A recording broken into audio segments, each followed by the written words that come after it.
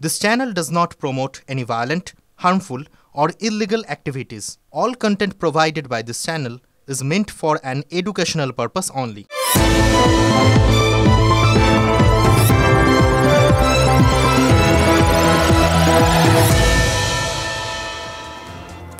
সময় যে বদলাচ্ছে আর তার সাথে সাথে আমাদের চারপাশ এমনকি চেনা সূত্রগুলোও বদলে যাচ্ছে, সেটা হাড়ে হাড়ে টের পাচ্ছি। অন্তত এই লোকসভা ভোটের বাজারে তো একটু বেশি করেই টের পাচ্ছি। কত অজানা জিনিস। হ্যাঁ, এটা ঘটনা যে যাবৎ বাঁচি তাবৎ শিখি, কিন্তু এই নতুন নতুন জিনিসগুলো যে এবার এরকম চটজলদি শিখে যাব, সিরিয়াসলি বলছি, এক্সপেক্ট করিনি। এই ধরুন না, লোকসভা ভোটের প্রথম দফার ভোটটা হয়েছে জাস্ট গতকাল, আর কালকেই দেখলাম রেজাল্ট বেরিয়ে গেছে। নির্বাচন কমিশন জানে না, যারা প্রার্থী তারা জানেন কিনা সেটাও ভালো করে জানি না। যারা ভোট দিয়েছেন, যারা ভোট গুনবেন, কেউই খুব একটা কিছু জানেন না, কিন্তু রেজাল্ট আউট হয়ে গেছে। কোচবিহার, জলপাইগুড়ি, আলিপুরদুয়ার, এখানে কে জিতেছে আর কে হেরেছে সেটাও কিন্তু ঠিক করে কেউ বুঝে উঠতে পারছেন না। কিন্তু হ্যাঁ, একটা জিনিস ঘটনা আলাদা আলাদা করে তৃণমূল আর বিজেপির দুদলই জানে তো কী হয়েছে ফলাফলটা। মানে একদল যদি অন্তর্যামী হয়, তাহলে আরেক দল নিশ্চয়ই ম্যাজিশিয়ান। ম্যাজিক ট্যাজিক না জানলে বা ঐশ্বরিক কোনো ক্ষমতা না থাকলে তো আর জানা সম্ভব না এই তিন কেন্দ্রে মানুষের মতামতটা কী কি তারা নির্ধারণ করেছেন নিজেদের জন্য ভবিতব্য হিসেবে। কারণ জনতার ভোট তো ইভিএম বন্দি হয়ে এখন স্ট্রং রুমে খোলা হবে সেই 4 জুন। রাজ্যের আরও 39টা কেন্দ্রের সঙ্গেই গোনা হবে কোচবিহার, জলপাইগুড়ি আর আলিপুরদুয়ারের ভোটগুলো। তাহলে কি করে এই 3টে কেন্দ্রেই জয়ের সেলিব্রেশন হয়ে গেল? কাল ভোট মিটতে না মিটতেই তো 3 কেন্দ্রে বিজয় মিছিল বার করে দিয়েছিল তৃণমূল। আর কোচবিহারে বিজেপিও দেখা গেল পাল্টা বিজয় মিছিল বার করেছে। মানে তারাও ধরে নিচ্ছে তারাই জিতে গেছে। প্রার্থী নিশীথ প্রামাণিকের বাড়ির সামনে মিষ্টিমুখ হয়েছে, বাজি ফোটানো হয়েছে। এবার দেখুন, একই আসনে তো আর দুটো দল জিতবে না, অথচ দুটো দলই জিতছে বলে ধরে নিচ্ছে। দুটো দলই জানে যে কারো না কারোর নাক কাটা যাবে। তবু দুপক্ষই যখন সেই ঝুঁকিটা নিয়েছে, তখন বুঝতে হবে নিশ্চয়ই এর পেছনেও কোনো একটা কারণ আছে। সেই কারণগুলো বুঝে ফেলাটাই আমাদের প্রথম লক্ষ্য। কারণ আমাদের হাতেই তো এখনও রাজ্যের 39টা আসনের ভাগ্য নির্ভর করছে। তা আমরাই যখন নেতাদের ভাগ্য দেবতা, তখন আমাদের যে সিদ্ধান্তটা, সেটা আমাদের আগে অন্য কেউ জেনে যাবেন, এটা মেনে নেওয়া যায় নাকি? তবে একটা জিনিস মনে পড়ছে, জানো তো, এটা সেই গল্পের মতো। আর চায়ের দোকানে দোকানদার সে হঠাৎ যে বাচ্চা ছেলেটা চাটা দেয়, তাকে ধরে ঠাস করে এক চড় মেরে দিল। তো সবাই বললো যে, আরে তুমি ওকে চা দিতে পাঠাচ্ছ, তার আগে এরকম চড় মারলে কেন? বললো, না, ও তো কাপটা নিয়ে যাচ্ছে, যদি কাপটা ভেঙে ফেলে সেই জন্য চড়টা মারলাম। যদি কাপটা ভেঙে ফেলে তখন তো আর মেরে কোনো লাভ নেই, তাই না? তো আমাদের দেখে মনে হচ্ছিল এটাও কিন্তু একটা অ্যাঙ্গেল হতে পারে, জানেন তো। এই যে দলগুলো, তারা হয়তো দুদলই জানে যে সত্যি সত্যি জিতবে তো একজনই, কাউকে না কাউকে তো মুখ ভার করে বসতেই হবে। তার থেকে আগে ভাগে বিজয় উৎসবটা এখন সেরে নেওয়াই ভালো। কারণ এখন পর্যন্ত দুদলেরই চান্স আছে, পরে আর চান্স পাওয়া যাবে কি যাবে না সেটা তো পরিষ্কার করে বলা যায় না। কোচবিহার, আলিপুরদুয়ার ও জলপাইগুড়ি ভোট মিটেছে শুক্রবার। ভোট পরবর্তী সন্ত্রাস যেমন বাংলা নির্বাচনের চেনা অভিযোগ, তেমনটা ছাড়াও একটা নতুন ট্রেন্ড দেখল বঙ্গের রাজনীতি, যা কিনা অনেকটা বিয়ের আগেই বউ ভাতের মতো। ভোট শেষ হয়েছে আর তারপরেই বিজয় মিছিল। তৃণমূলের বিজয় মিছিলে সামিল প্রার্থীরাও। উন্নয়ন এবং লক্ষ্মীর ভান্ডার, এই ভোটটা যে লক্ষ্মীর ভান্ডারের ভোট হয়ে গেল, মহিলাদের ভোট হয়ে গেল। আমরা 24 লক্ষ লোক ভোট কেন্দ্রে এসছে, তাদের ট্রেন দেখে বলছি আমরা জিতছি। কনফিডেন্স না ওভার কনফিডেন্স? বাঙালিরা বলে কোনো কিছুই অতিরিক্ত ভালো না। ফলাফলের আগেই এই অতিরিক্ত আত্মবিশ্বাস কিন্তু একা শাসক শিবির দেখালো না, বিজয় মিছিলে নেমে পড়ল বিজেপিও।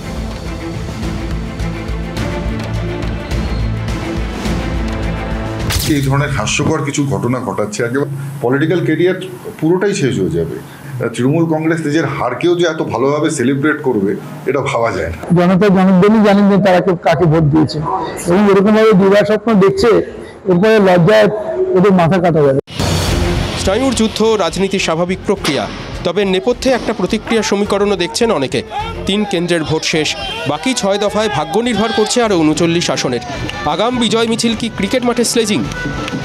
এসব ড্রামাবাজি চলবে, 4 জুনের পরে বোঝা যাবে কে কোথায় আছে।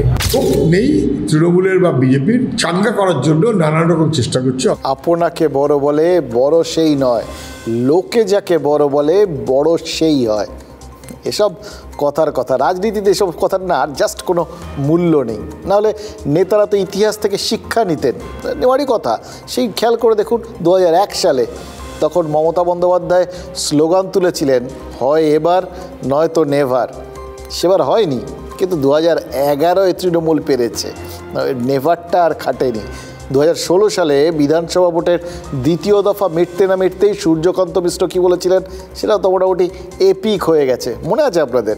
তিনি বলেছিলেন যে সরকার গড়ার মতো প্রয়োজনীয় আসন নাকি বাম আর কংগ্রেস জোটের ঝুলিতে চলে এসছে।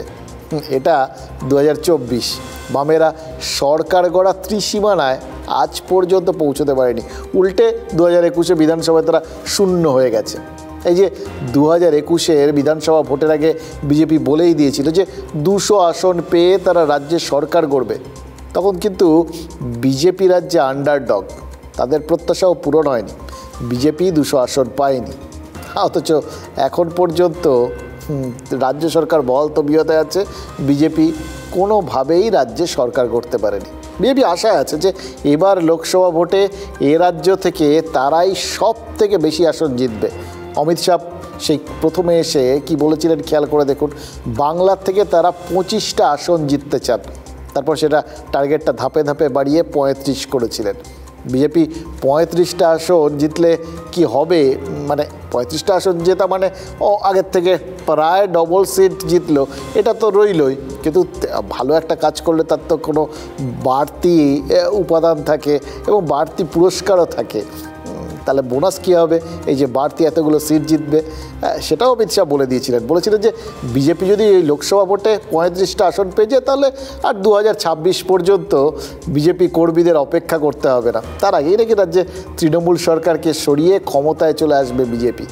এই স্বপ্ন যখন অমিত শাহ দেখাতে শুরু করলেন তখনই কিন্তু বিজেপি কর্মীদের সামনে আরেকজন লক্ষ্যমাত্রাটা বাড়িয়ে দিলেন। না, অন্য কেউ নয়, একবারে নরেন্দ্র মোদী। তিনি প্রধানমন্ত্রী বাংলায় এসে ভোট প্রচারে বলে গেলেন 42-এ 42 চাই। এবার খেয়াল করে দেখুন কীরকম ধাপে ধাপে টার্গেটটা বাড়ছে, এবং বাড়াচ্ছে কে, বিজেপির শীর্ষ নেতৃত্ব। একবারে 42 বলেননি, প্রথমে 25, তারপর 30, তারপর 35, তারপর 42। এবং এটা শুধু যে বিজেপি কর্মীদের চাপ নিতে শেখানো তা নয়, তার সঙ্গে ধাপে ধাপে বিরোধীদের ঘাড়ে ক্রমশ চাপটা চাপিয়ে দেওয়ার কৌশলও। ওই হিন্দিতে বলে না, টেনশন লেনে কা নেই দেনে কা হ্যাঁ। এগুলো সব ইদানিংকালে সিনেমার বহু কিছু আপনাদের সাথে শেয়ার করে ফেলছি, যেগুলো শুনেছিলাম মনে হয়েছিল কোনোদিন কাজে লাগবে না, দেখলাম আজকাল কাজে লেগে যাচ্ছে। রাজনীতিটা একদম রঙ্গমঞ্চ হয়ে গেছে মনে হচ্ছে, জানেন তো। জাতীয় ক্ষেত্রে খেয়াল করুন, প্রথমে নরেন্দ্র মোদী বললেন বিজেপি এবার 370টা আসন পাবে, তারপর বললেন আব কি বার এনডিএ 400 পার। লোকে ভুলেই গেল যে লোকসভায় ম্যাজিক ফিগার 272।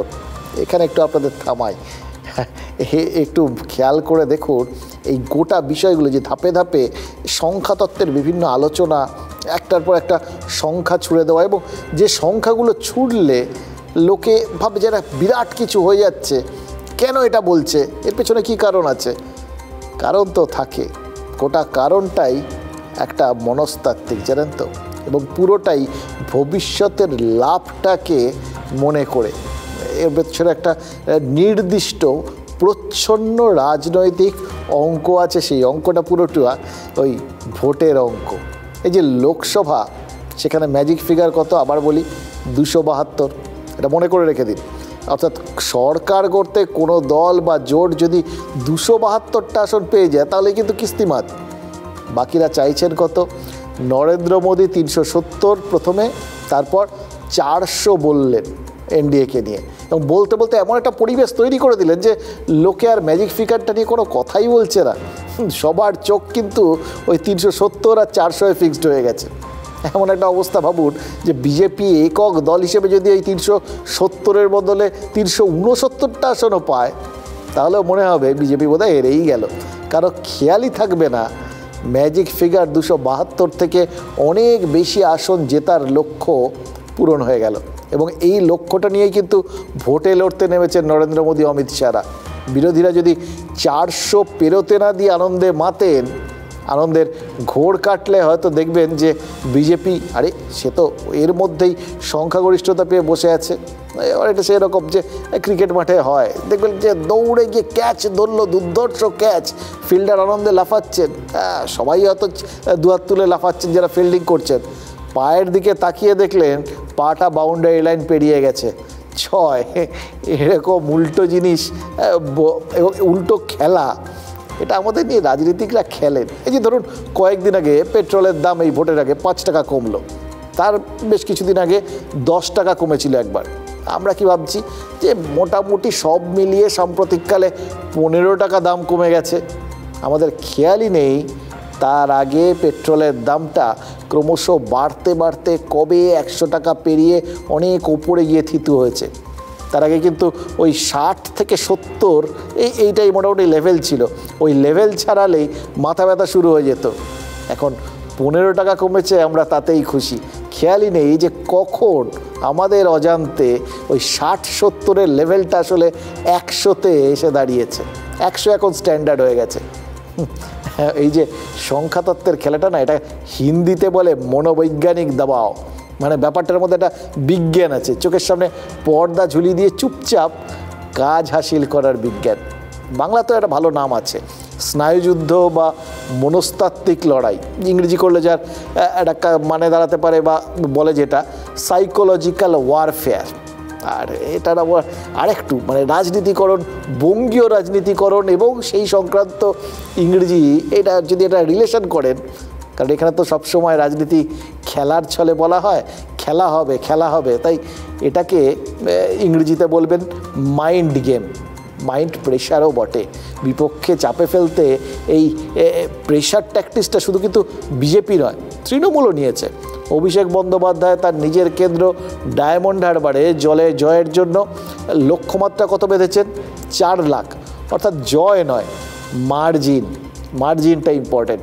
এবং এটা বারবার বলা হচ্ছে, লোকের মাথায় তার মানে ঢুকিয়ে দেওয়া হচ্ছে যে অভিষেক জিতছেনই, এটা বড় কথা না, এটা নিয়ে আলোচনার কিছু নেই, সেটা তো হবেই।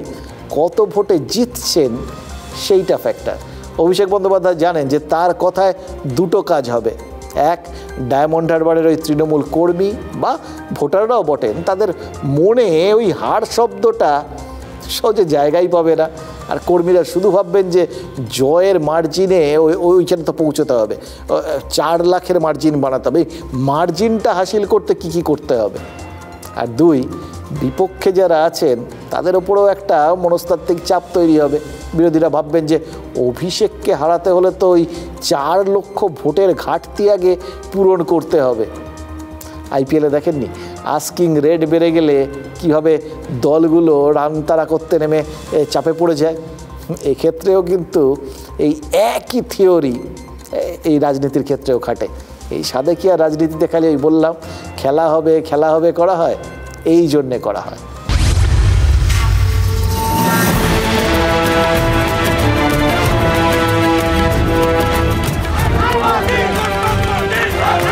तो भाई दीदी की विदाई जब करते हो तो धूमधाम के साथ 200 सीटों से विदाई करने का एक बार तय करो। इस बार 200 पार। আমাদের এখানে 294টা সিট ছিল আর পেয়েছিল কত 80 পেরোতে পারিনি। 77 सीटों के साथ हमें 38% वोट दिया। 24 में 35 सीट दीजिए। मैं बताता हूं 25 की जरूरत नहीं पड़ेगी।